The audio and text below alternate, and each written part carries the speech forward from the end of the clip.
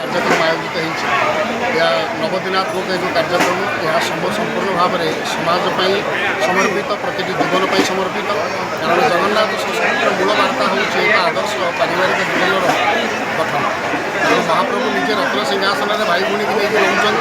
9 दिनिया यात्रा बापा माँ पाखक जाऊँ प्रत्यावर्तन पक्षे मौसी मार पोड़पिठा खाऊँ से जो शास्त्रीय वार्ता को जनमानस पहुँचापी ब्रह्म जगन्नाथ मिशन ये जो कार्यक्रम करुच्चे यहाँ बहुत स्वागतारह और तत्सहित जो वयस्क लोक मानक आज वृद्ध वृद्धा मानक आज पूज्य पूजा प्रदान कर वस्त्र उत्तर सुधी संबर्धना प्रभुकर प्रसाद दि आज युवपीढ़ी मानक एक निश्चित भाव में शिक्षणीय हवा उचित कारण बापा माँ होती ईश्वर जीवंत प्रतिनिधि आम ईश्वर को देखने कि बापा माँ मध्यम आम जीवंत प्रतिनिधि को दर्शन करूँ तेणु पितृमातृ सेवा जहाँ हूँ जगन्नाथ संस्कृत निक्षक निदर्शन ये कार्यक्रम द्वारा संपादित हो साधुवाद जनाऊँ समस्त कर्मकर्ता मानक मिशन ये जो कार्य यह स्वागत युवपीढ़ी मैंने निश्चित भाव में मो युवपीढ़ी मानक ये नवेदन रखी जे आपण मैंने आउ थे परंपरा को फेरी चलतु आउ थे संस्कृति को फेरी चलतु कारण भारतीय संस्कृति परंपरार धारा एत महान एवं ये सुसंगठित जी आमको जीवन पर वास्तव शांति दे पार आनंद एवं जोटा कहते परम आनंद ताहा आम पाइपर आम संस्कृति परंपरा और आम जी विमुख हवा जी दूरेबा से अशांतिमय आम जीवन हो आम जीवन भितर गोटे सफलतार स्वाद आम अनुभव करवा तेणु परंपरा को फेरिबा आम संस्कृति की फेरिबा शांति पाई आनंद जो जगन्नाथ सब आशीर्वाद से आशीर्वाद आम अंचल मुझे बड़ पुत्र ब्रह्म जगन्नाथ मिशन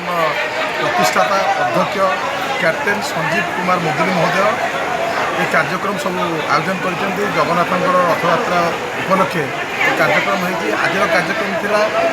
पितृदेव भव मातृदेव भव आचार्य देव भव अतिथि देव भवर कार्यक्रम माँ बापा प्रति जो आज समाज में माँ बापा प्रति आम समाज लोक मानकर धीरे धीरे भक्तिभाव जो चली जाऊँगी ताकू पुणी पुनर्जीवित करने आज कैप्टेन सार प्रयास कर अंचल बहुत बुढ़ाबुढ़ी गुरुजन मानक चलती ईश्वर से डाकी समर्पित सम्मानित कर आशीर्वाद भिक्षा कर कार्यक्रम आज सुंदर भाव में आयोजन हो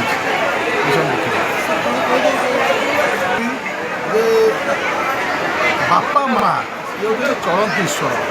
टिके पूजा कर देख टिके भल पाई देख टे आंतरिकता कर देख बापा माँ प्रति जीवन में केवे भी असुविधा पड़े